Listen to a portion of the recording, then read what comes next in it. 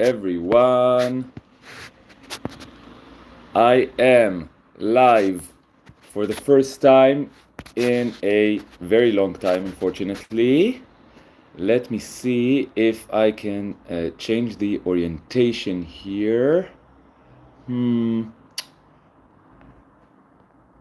To horizontal. I don't think that's possible. What if I do this? Orientation is locked. Oh no. Okay, we'll do it like this. Okay. So, hello everyone. Nice to see you after such a long time. I am now in Lisbon. Please tell me if you can hear me well, if you can see me well, if everything is working correctly.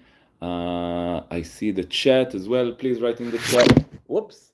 Okay. This is a low-tech stream because I'm not at home. I am now in Lisbon, and I am now in the apartment of Helena, who is one of the subscribers of the channel, and she graciously let me be here where the internet is good. And I also want to say that she let me stay in her mom's apartment here in Lisbon for 1 week. So thank you so much, Helena. You're amazing and generous. And yeah, I'm in Lisbon now. And I want to share with you guys what has been happening with me. I've been very, very, very busy in the last few weeks, doing all kinds of stuff. But I wasn't really too active on this channel and on social media in general. Yeah, I have so many things running through my mind now, but I will try to make this organized as much as I can.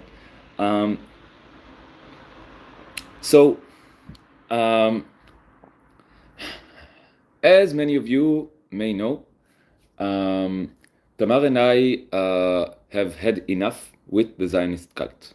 Okay? So,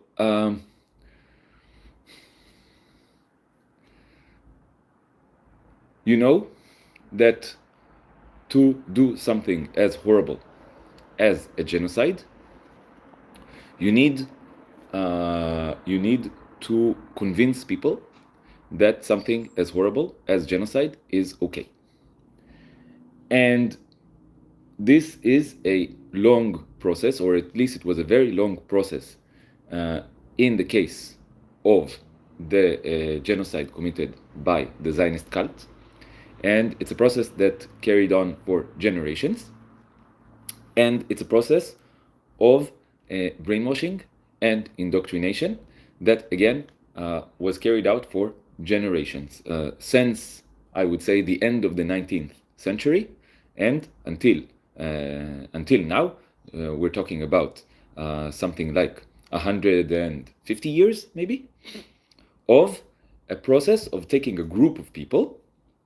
So we're talking about Jewish people, and trying to get all of them to join this cult of Zionism, and brainwashing them into thinking that Zionism is a good thing for them and that they should defend Zionism with their lives and with their souls. And the ultimate result of this process, isn't it dangerous to put the Palestinian flag where you are? No, I'm in Lisbon, and it's fine to put a Palestinian flag in Lisbon. It's okay. It's okay. I also have. I will show you.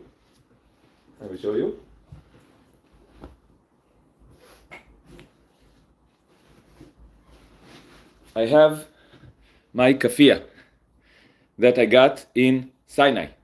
Okay, in Sinai, the peninsula in Egypt, that a lot of Israelis like to visit because it's a place we can go to that's near Israel. All the borders of Israel are very dangerous to cross, except for the border with Sinai. So I have my kafia that I bought there. And when I'm in the Zionist cult, I cannot wear the kafia, okay? But now, I mean, I can, but I will get too much backlash, so I don't. But now, I walk around with the kafia all day, every day. Okay? So this is an amazing relief, amazing thing that I can do.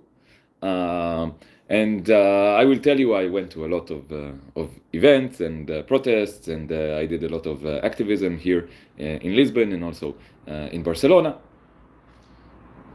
I will tell you everything, okay? But this is one thing. I'm in Lisbon now, so I can. This is Helena's flag, and we made sure that you could see it behind me. And this is the kafia that I have, and now I can just, I can just wear it, and it's very,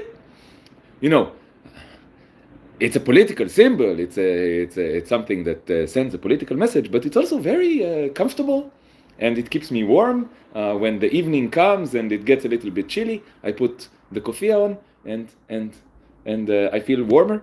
So 10 out of 10. Okay, really recommend.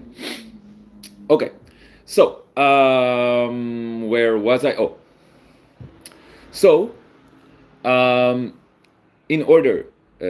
So the genocide that you've been seeing for the last almost 2 years that is being committed in Gaza, in order to make such a thing happen, you must convince the people doing it that it's a good thing for them to do. I don't know exactly how they did it in Germany in the 1930s and the 1940s. I don't know exactly how they managed to convince people to do it back then and there. But I have an idea. How do I have an idea? Because I know how they managed to convince people to do it where I'm from, in Palestine, inside the Zionist cult. Okay? So the result is that if you live in Palestine, if you are inside the Zionist cult, you are surrounded by people who are crazy, who are aggressive and violent the moment that you start speaking against Zionism, against the cult, and for the freedom of Palestine. And you suffer isolation, you suffer, aggression, you suffer, people curse you, people denounce you, you need to fight with everyone, or you need to shut up and not say what you really think. And you need to deal with fascism, you need to deal with police brutality, you need to deal with all kinds of bullying. I did a video a few weeks ago about how the Zionist cult is bullying me for speaking out against it, okay? So this is what you need to deal with when you're in the Zionist cult.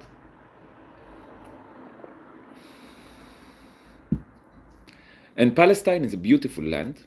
Palestine is a beautiful land. But Israel is an ugly country. And what happened was that they took the beautiful land of Palestine with its beautiful beaches, its beautiful forests and lakes and rivers and streams and desert and plants and animals and all the beautiful and the crater, it's called Ramon crater, beautiful place in the desert, in the Negev desert in Palestine. Okay, I'm using the Israeli names because I don't know the Arabic names. This is part of the process of deprogramming. I need to figure out the Arabic names and to start using those. So, we'll have to get you a Gundi scarf too. I don't know what a Gundi scarf. Can you please say what it is? So they took the beautiful land of Palestine, and whenever I look at the land of Palestine, I think, wow, it's beautiful. The Dead Sea, it's a beautiful place, beautiful place. The Sea of Galilee, beautiful. The Jordan River is beautiful.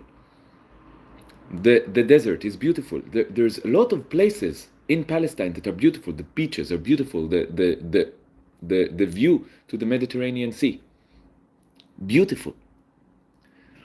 And on top of the beautiful land of Palestine, they built an ugly. Oh, so the name for Negev is Nakab. Okay, wonderful. So the Nakab Desert. Thank you so much. See, I'm deprogramming myself live. Thank you. Thank you so much. Nakab. Okay. I hope I'm pronouncing it correctly. Please give me a grade out of 10 for my pronunciation. Anyway, so they took the beautiful land of Palestine and they built an ugly state called Israel on top of it. And Israel includes ugly buildings and ugly skyscrapers and ugly roads and ugly shopping malls. It's very capitalistic, it's very colonialistic, it's not connected with the land, it's built on top of the land. And they brought a lot of people, too many people who were not integrated into this land in a healthy way. This is what colonialism is, okay?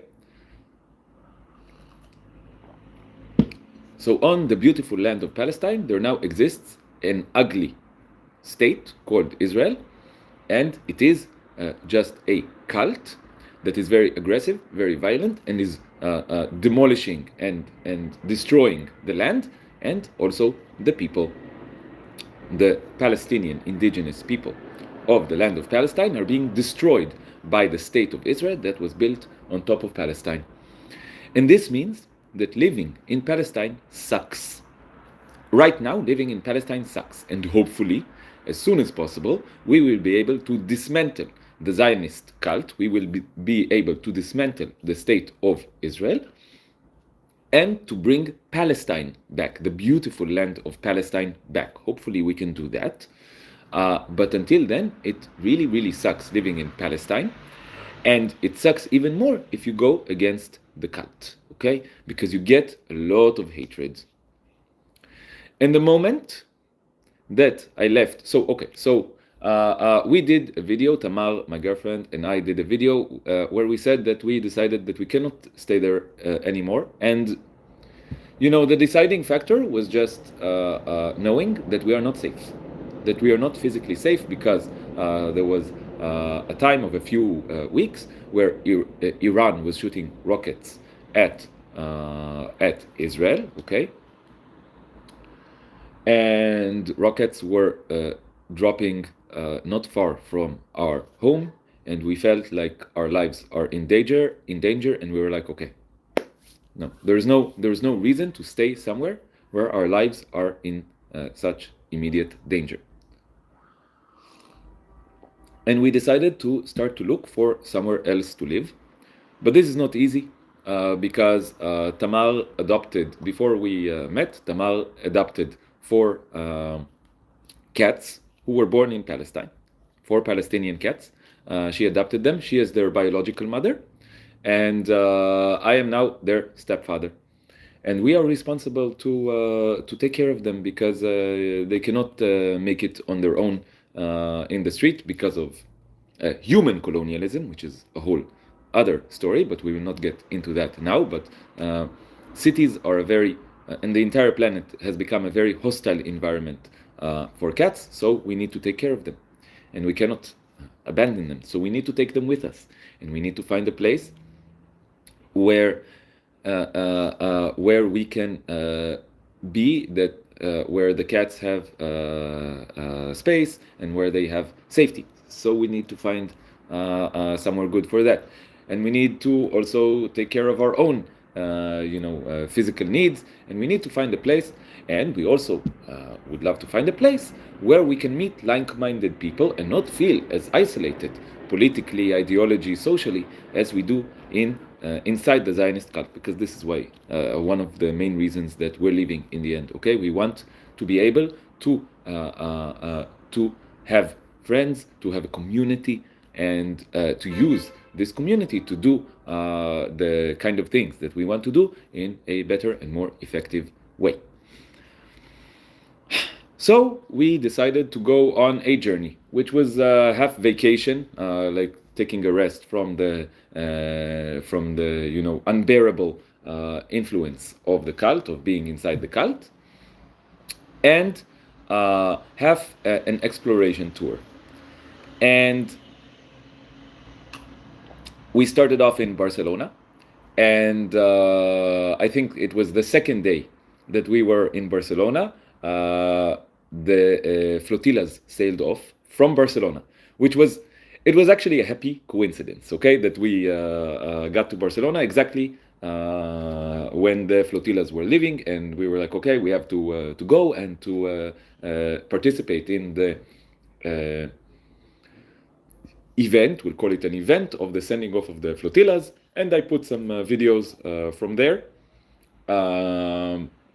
And it was really amazing and powerful to see so many people come to support Palestine.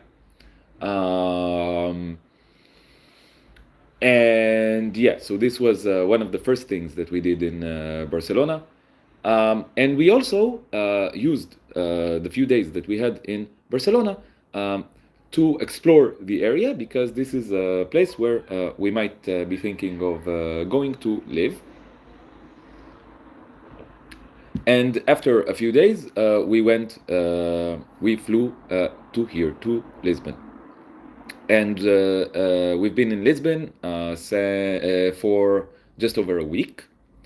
So the first day, we landed in Lisbon on Thursday in the evening, and we went to the guest house, and we took a shower, and immediately we went to an anarchist space, like a social space, anarchist space called Desgraça here in Lisbon, where every Thursday they have a vegan canteen. They make vegan food, like it's simple food and not expensive, and you pay a few euros and you can eat vegan food and meet really nice people who are, I don't know if all of them are anarchists, not all of them are vegan, not all of them are radical, but many of them are much more aligned with our values. Okay, so here's a good question by Cindy. What's the radical scene like in Lisbon? So I must say that the radical scene is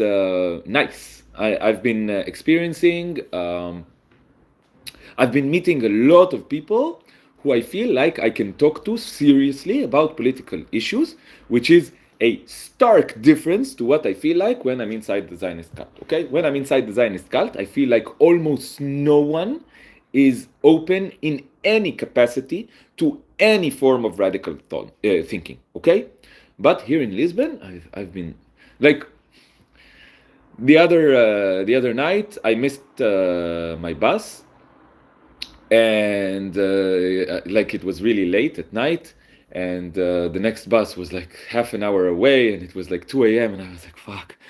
So I decided to take a Bolt, okay? Which I don't know, it's like, I don't know what I think about Bolt, but at that situation I was like, okay, I'll take it, it's cheap, I'll take it. It's and I can go to sleep not at 3 a.m. but only 2 a.m., okay? And I was a little bit worried, okay? Like, what if because I don't know what Bolt is like in general, I don't know what Bolt is like here. But I was like, okay, I'll get the Bolt. And I was worried, maybe the driver will not be nice, maybe it's a little bit dangerous, I don't know. But then the guy comes, I go in the car, and it's a very nice young man, and we start a conversation, and he asks, and I feel comfortable, and I feel like relaxed, and he asks, where are you from? And whenever someone asks me here, where are you from? So what am I going to answer? Am I going to answer Israel? No, because I don't feel like saying that I'm from Israel is a good answer, because when I say Israel, then people might think that I identify with this Israeli identity, and I don't identify with this Israeli identity, and I don't support Israel at all, and I want to dismantle Israel. But do I say Palestine? I don't want to say Palestine, because if I say Palestine, then people... Okay, so factually it's true that I'm for Palestine. What is the name of the land that I was born in? What is the name of the land that I live in? Palestine. Haifa is a Palestinian city. I live in the occupied Palestinian city of Haifa. So it's factually true that I'm from Palestine. But if I say that I'm from Palestine, then people might assume that I'm quote unquote Palestinian, in the sense that I'm part of the indigenous population of Palestine, and that I'm part of the oppressed group of Palestinians who are being oppressed by the privileged group of Jews, Zionists in occupied Palestine. So here is the compromise that I arrived at. What I say is, I am from the place called Israel, but I prefer calling it Palestine. This is what I say every single time. And if I'm wearing my kafia, I can like point to the kafia, and people understand where I'm coming from. Okay, so this gives them an answer. And I must say that it's really annoying that such a simple question is so complicated for me to answer. And this is what fascism does. This is what colonialism does. It makes everything complicated. It obscures reality. It twists reality. It complicates reality. Okay? And I think that one of our missions as people who are against fascism, as people who are radical, is to make things simple again. Make the world simple again, okay? I think that's a very important task for us because fascism likes to complicate. Fascism likes to obfuscate. And we need to expose everything for what it is. So this is my compromise. I say I'm from the place called Israel, but I prefer calling it Palestine. And then if people ask, and a lot of people ask, I can explain more, and I can say what I support. And I can say that I support one democratic state between the river and the sea, where everyone has equality, justice, and freedom, and a full right of return for all Palestinian refugees. I go over the points that I support, and I start a discussion. But again, I try to say it as simply as possible. Okay.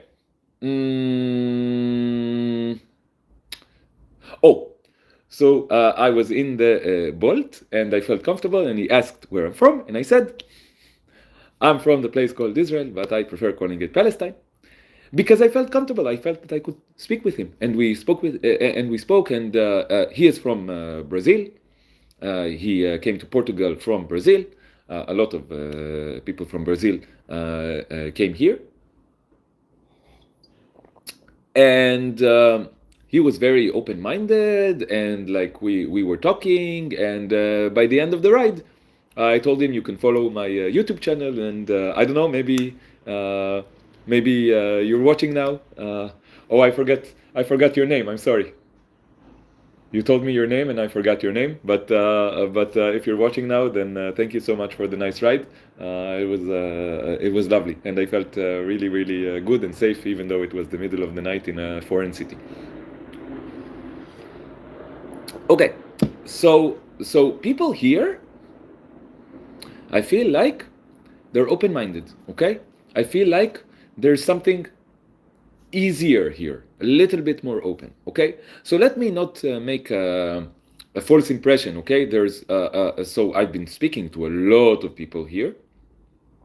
So I told you I went to that anarchist space, and I started talking to people there. And I feel openness, but I also hear a lot of stuff that's worrying. Like there is a rise of fascism here. There is a rise of the government now is right wing, and the local authorities in Lisbon are also right wing.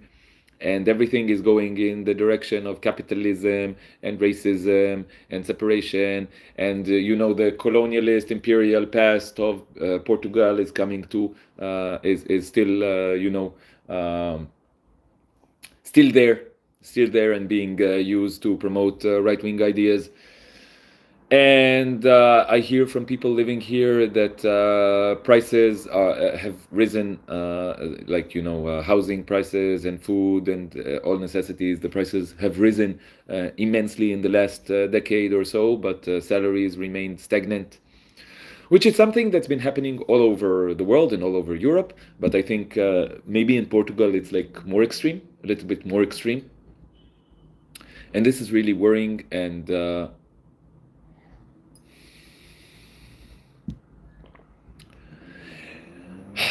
so there's a lot of sides to it, okay? But Tamar and I were checking out the place and the area, and we feel like there's a lot of good people here, and there's a lot of potential to do.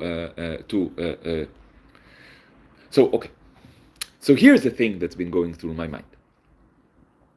A lot of Israelis in the last 10, 15 years got Portuguese citizenship because the Portuguese law allowed them to get Portuguese citizenship because their heritage can be traced back to Portugal, and it was a relatively simple process. Okay, relatively simple, and so hold on, I'm sorry. It was a relatively simple process. So so a lot of Israelis got Portuguese citizenship, and because it's cheaper to live here than it is in Israel, many of them bought a property here, or they emigrated here, and it almost feels like they're doing colonialism again, only here. And I don't think it's just Israelis doing it. I think it's also, Americans, British people, French people. I don't know who exactly, but people from richer countries have been coming to Portugal. A lot of tourists, a lot of immigrants have been coming to Portugal, and have. This is one of the reasons that prices are rising, because rich people come here and they buy property, and it makes the prices rise. Okay, so it makes the locals very suspicious of people who are coming here, and this has been on my mind a lot. Is what I'm doing the same? And maybe that's true, but this makes me think that what I need to do, if we decide to come here, for example, I don't know if we want to come here or maybe somewhere else, but wherever we decide to come, we need to make sure that we're not doing that shit, okay? Of coming to a place and not integrating into the community, and not respecting the people who already live here. So what what I want to do is to keep this in my mind all the time, and to make sure that the way that we come to any society that we want to come to is not with a colonialist mindset, okay? And not with a mindset of, I'm coming here and I'm the owner of the place, okay? No, I want to integrate into local society, okay?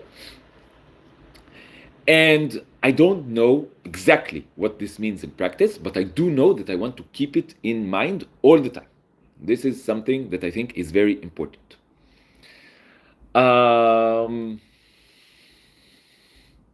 Okay. So, what have we been doing here? So, the moment that we came here, we went to the anarchist space and we started talking to people, and we met very nice people. And I don't remember anymore. Everything is messed up in my mind. Someone from Morocco is writing, Portugal is a beautiful country. Greetings to our neighbors in Portugal. That's so nice. Okay, so jam sessions. Okay, thank you, Helena.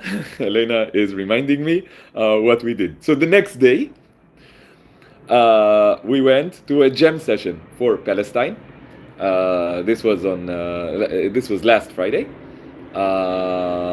and they do a jam session for Palestine every single Friday. There's a lot of activity here for Palestine. There's a lot of stuff going on here for Palestine. If you want to, every day you can go to something for Palestine here. Okay, this is really amazing. Okay, so on Friday, just over a week ago, we went to the jam session, and we also met a lot of lovely people. We met Helena as well, and this was in front of the Parliament building in Lisbon, okay? And I used this opportunity to shout freely,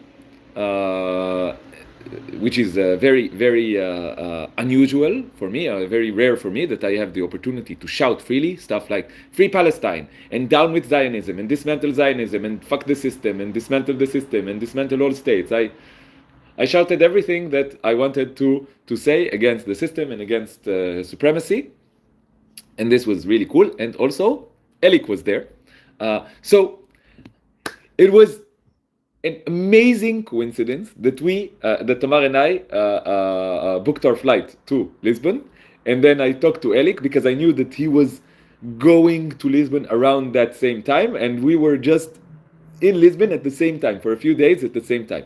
So that jam session was actually led by Elik. Okay, he sang many of his songs of liberation, and it was a very, very amazing atmosphere, and a lot of people were there, and we felt really welcome, and we got a lot of support and love. Which I want to say, this is the thing, that whenever I am in the Zionist cult, I get so much hate for everything that I say and for everything that I do. But the moment that I step out of the Zionist cult, suddenly,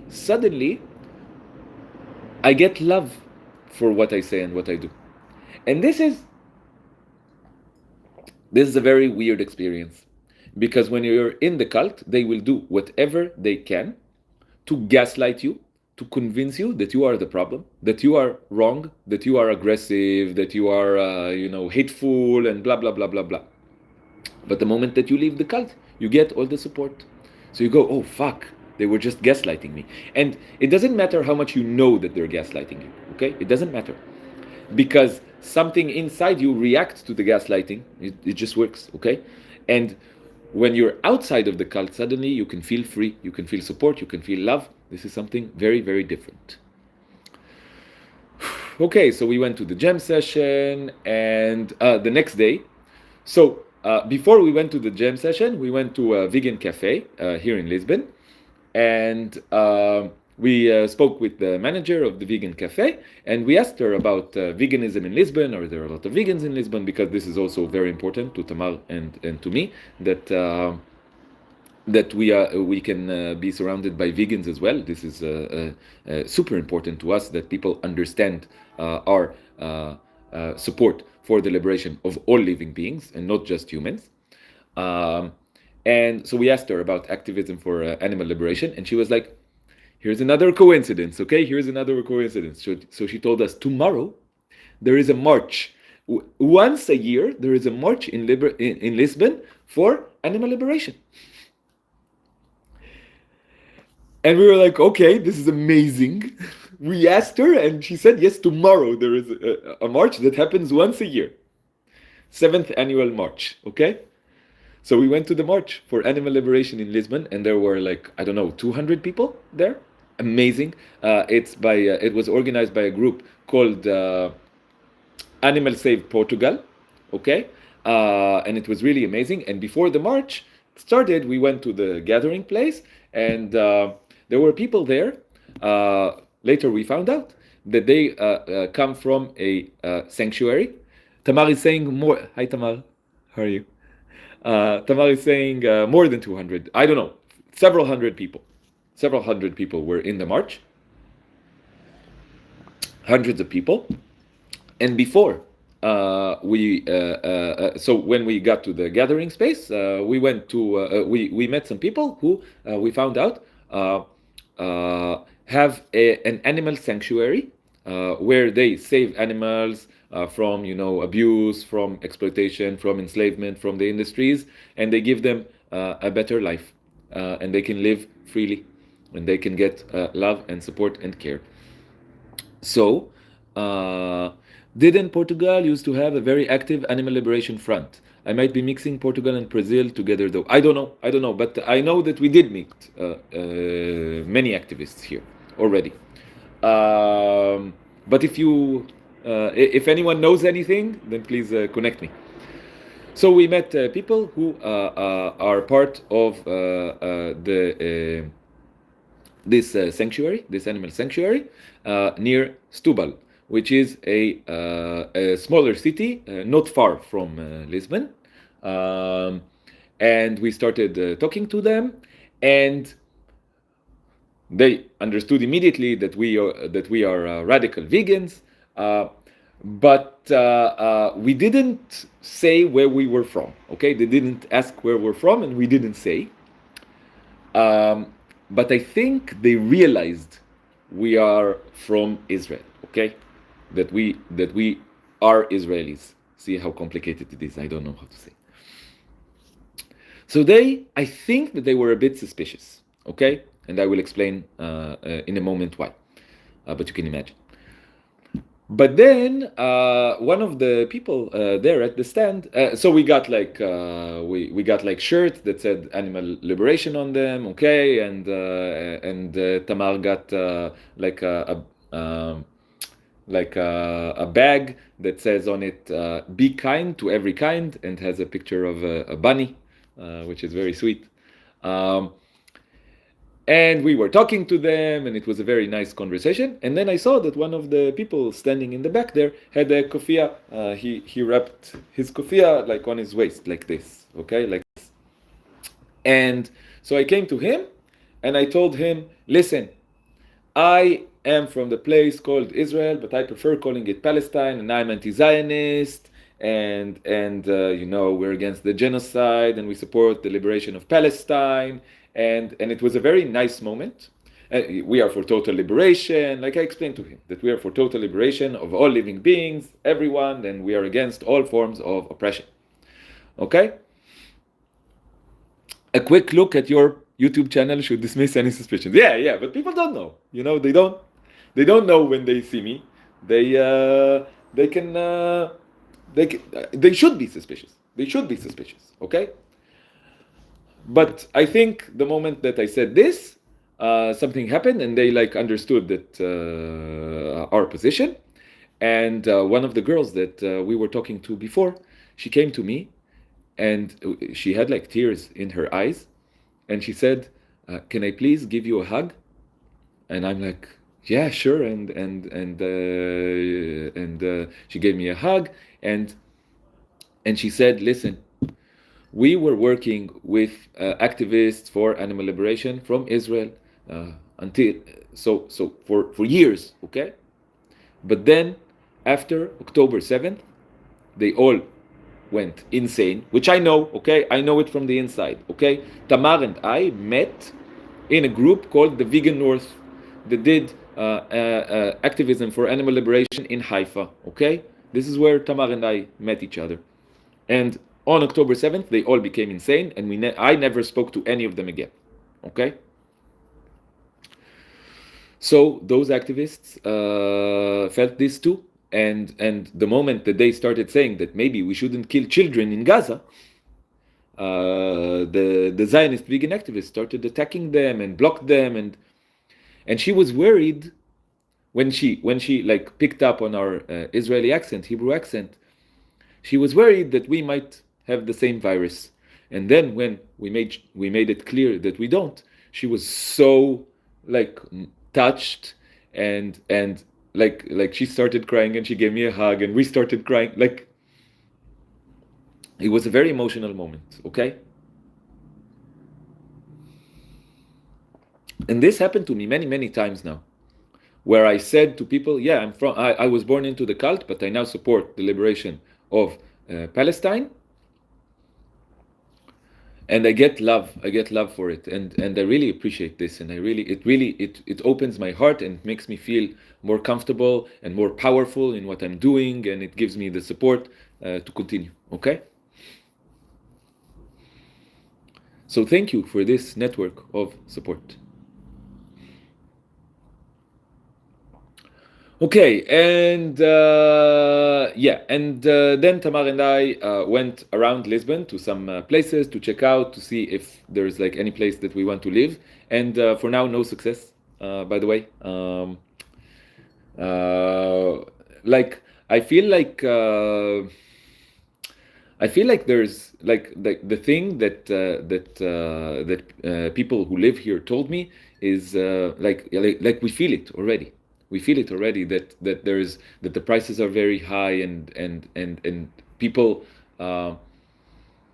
like capitalism took over, and I don't know, I feel like it's happening all over the world that capitalism is taking over. I want to do a whole episode about this, about like how capitalism is ruining the world. It's not just, I spoke about how the Zionist project, the Zionist cult destroyed Palestine, destroyed the land of Palestine. But I think the Zionist cult is in reality just an extension of capitalism, of the capitalist project, and capitalism is ruining the entire planet. And there's nowhere to go, and there's nowhere where you can escape it. So we need a revolution, guys. We need a revolution. If we want to live freely, we need a revolution against capitalism. Against capitalism. People are agreeing in the chat. Okay, let's do a revolution together. Okay, so we're still searching. And on Thursday, 2 days ago, Tamar took a flight back to Palestine because, the cats were left there. We had a cat sitter who's a vegan and leftist activist, also born into the Zionist cult, but liberated himself. So thank you so much for helping us. I don't know if you feel comfortable me saying your name, but thank you so much for cat sitting and helping us. But Tamar had to come back to take care of the cats, and also Tamar has work. This is my work, okay? But Tamar has a proper job inside the capitalist system. So she had to go back to Palestine, unfortunately. Best cat sitter ever. Best cat sitter ever. Thank you so much. And also we were actually worried because Sisi, so you know Benny very well. He is the star of this channel. And you also saw Messi sometimes hiding in the closet and stepping out of the closet in some episodes in my office. And you also saw Mookie, I think, in some videos. But Sisi, she is the fourth cat. She is rather shy and anxious, so you don't see her much. And she went out of the apartment when the cat sitter was there, when we were away. She went out, which is rare for her. She always stays inside because she's very anxious. So she went out, and some of the cats who live in the street outside our house scared her off, and she ran away. And we were really scared because we didn't know where she was. We didn't know what was going on with her. And for a week, we were very anxious, Tamar especially, because I have a connection with the cat, but Tamar's connections with the cat is like so deep that I cannot even fathom it. So she was very, very upset and worried for an entire week. But every time Tamar would ask me, is Sisi okay? Is Sisi okay? And I would tell her, yes, she's okay. I feel it in my bones. She's okay. Will she come back? I told her, yes, I feel it in my bones. She will come back. So this was a very stressful time, but I didn't know for sure that Sisi would come back. I felt it in my body, but you can never know for sure. But the moment that Tamar came back, this was on Thursday, well, technically on Friday at 3 a.m. Palestine time. The moment she came back, she went outside to look for Sisi, and like in 2 minutes, she heard Sisi meowing, and she saw Sisi, and she sent me a video of Sisi, and this was like, yes, she's okay. This was such a big relief,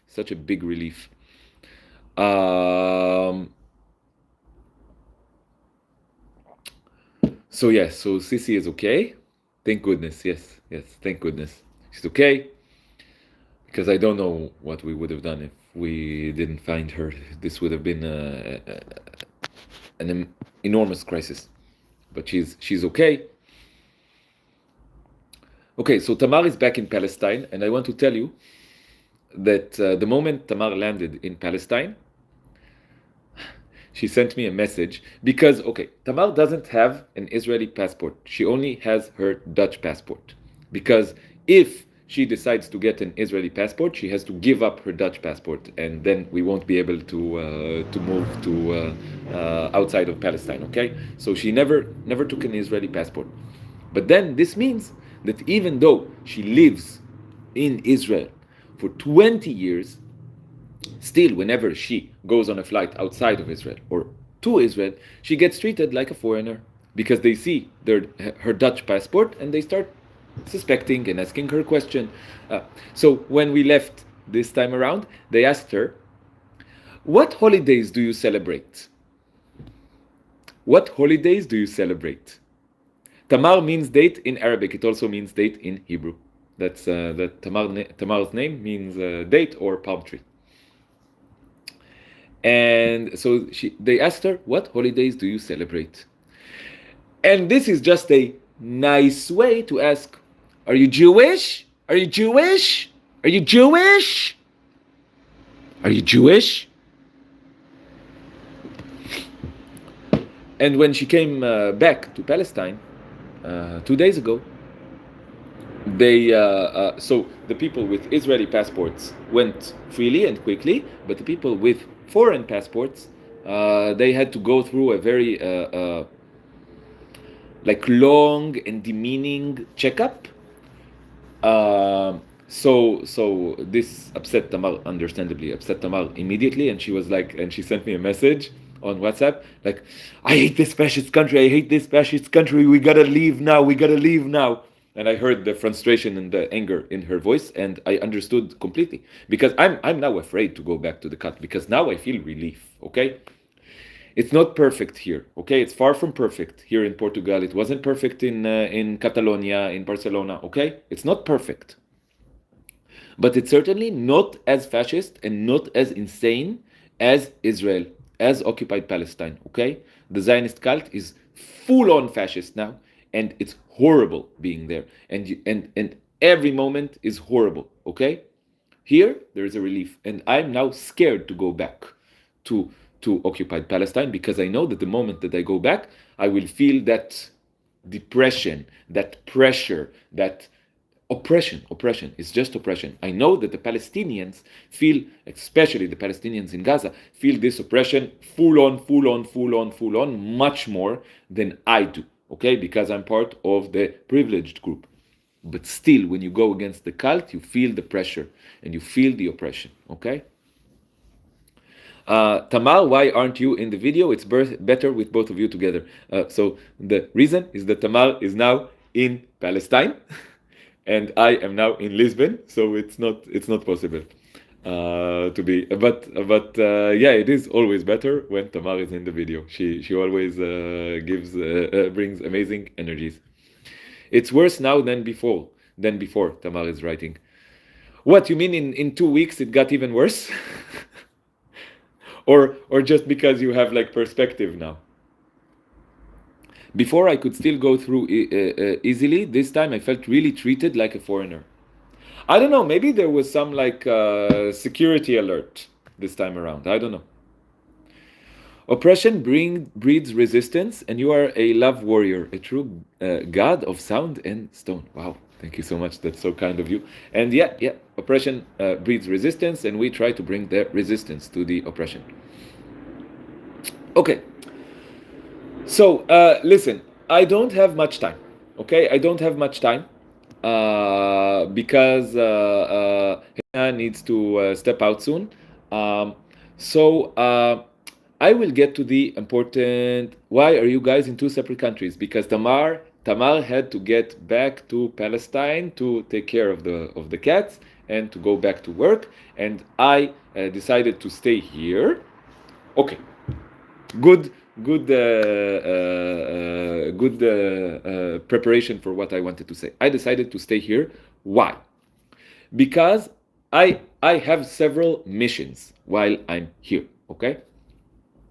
So I will tell you the missions that I have while I'm here, and I also ask for your help in any way possible, and I will elaborate in what ways I can get your help. So my missions are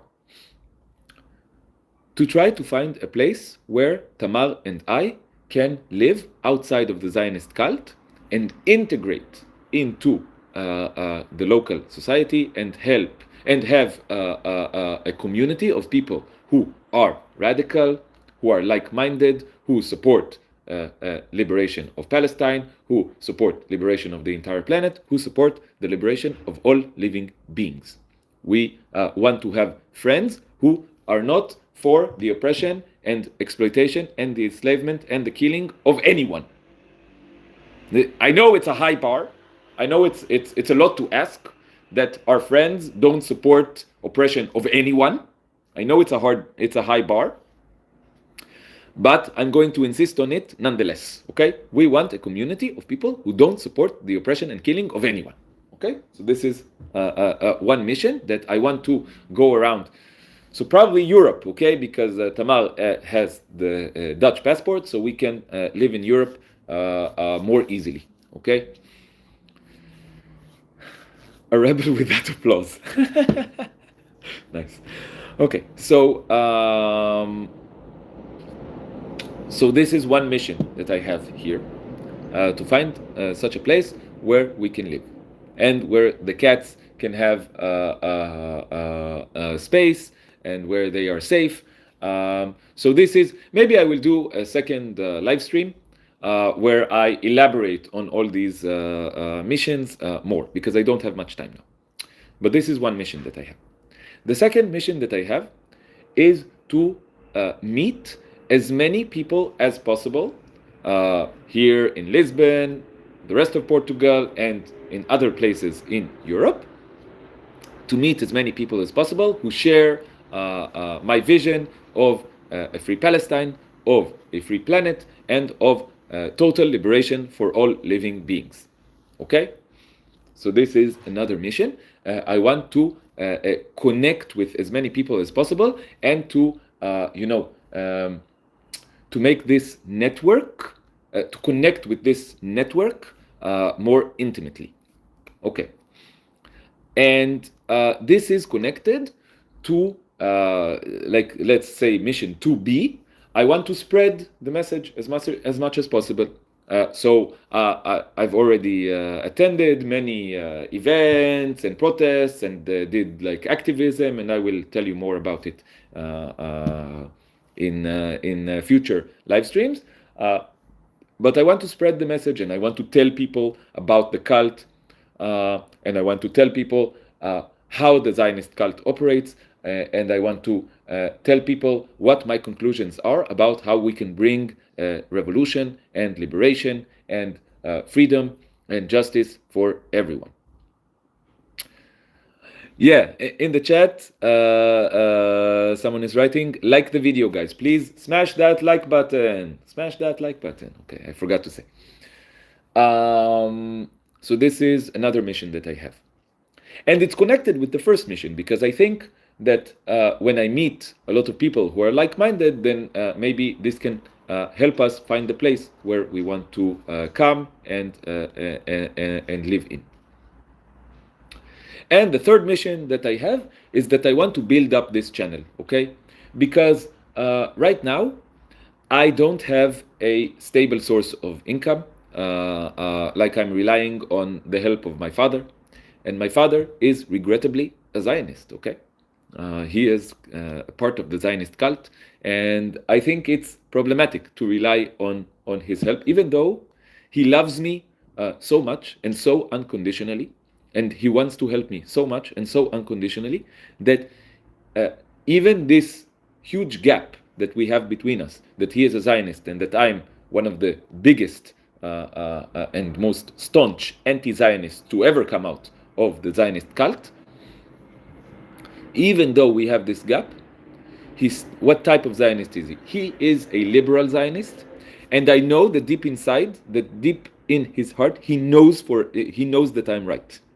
He knows that I'm right.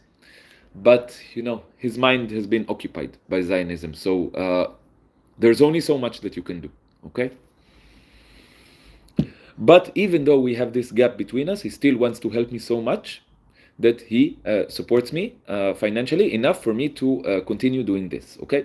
But this is not a good place to be in, and I want to build up the channel, and I want to be able to do this work and have minimal financial security. Okay, I don't want to be rich.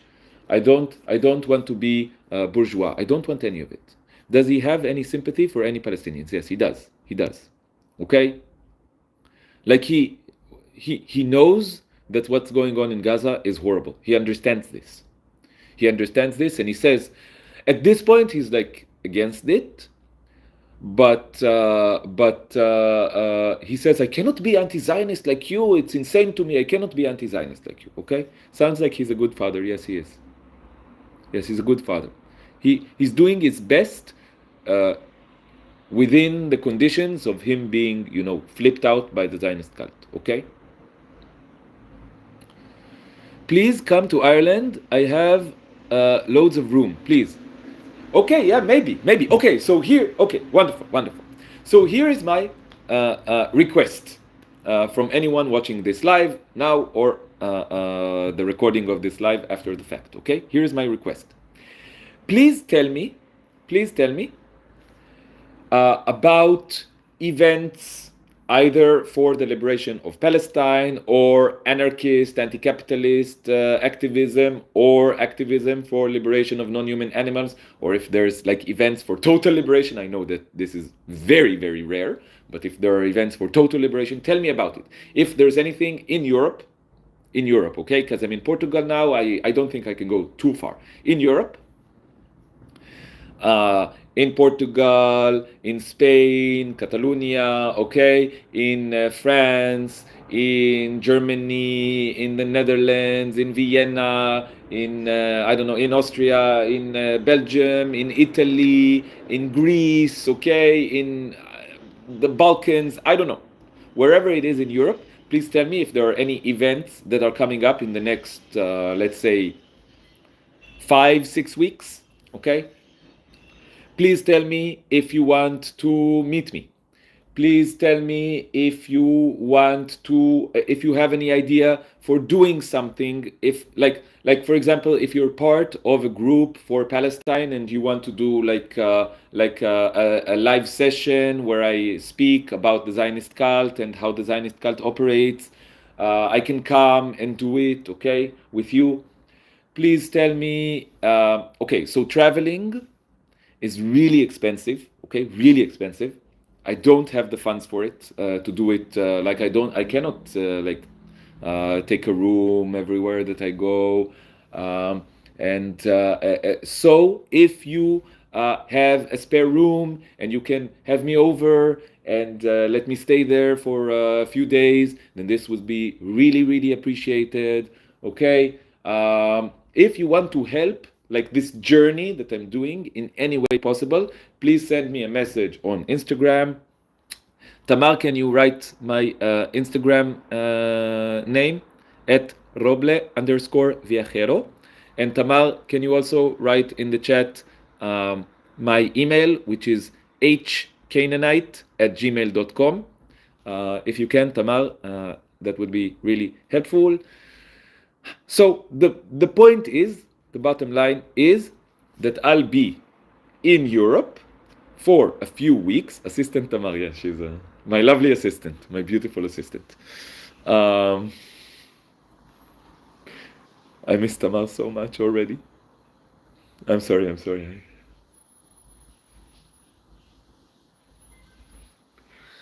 It's the first time that Tamar and I have been apart for such a long time. Ever since we became boyfriend and girlfriend. We've been together 2.5 years now, almost 2.5 years now. And it's the first time that we've been apart for so long, and I don't even know when I'll be back. I don't even know when I'll see Tamar again, probably in a few weeks. And I miss her so much already. I miss you, Tamar, so much.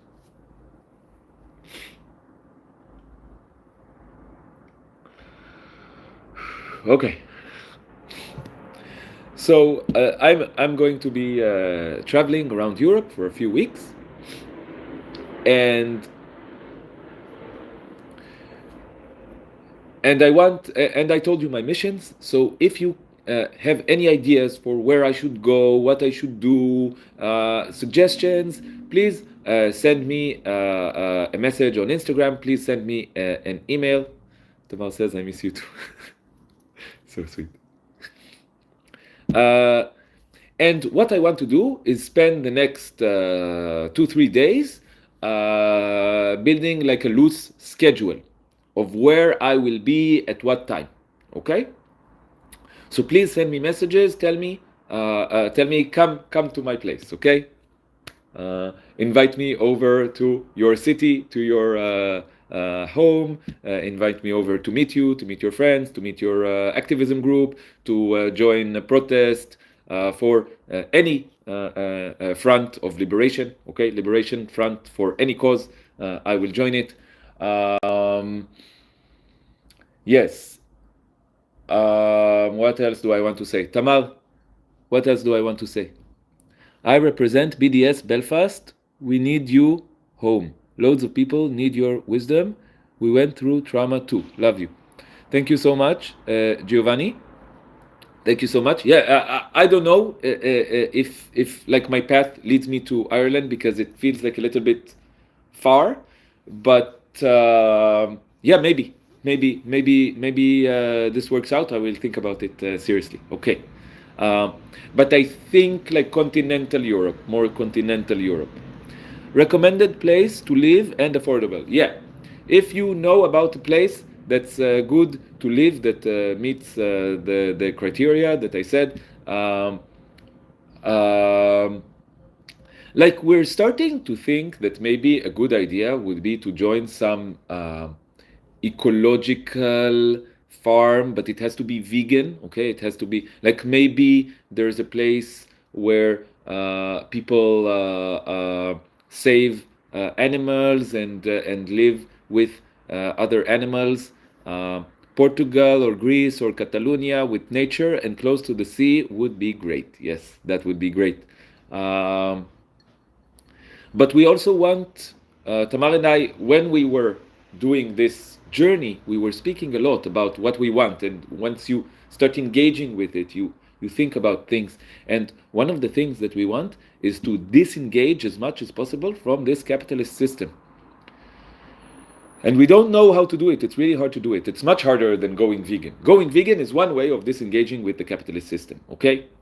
But it's a simple move, okay? And disengaging in other ways with the capitalist system is very difficult. We don't know how to do it, okay? We were born into the capitalist cult as well, and we need to deprogram ourselves, and we need to change the way that we live.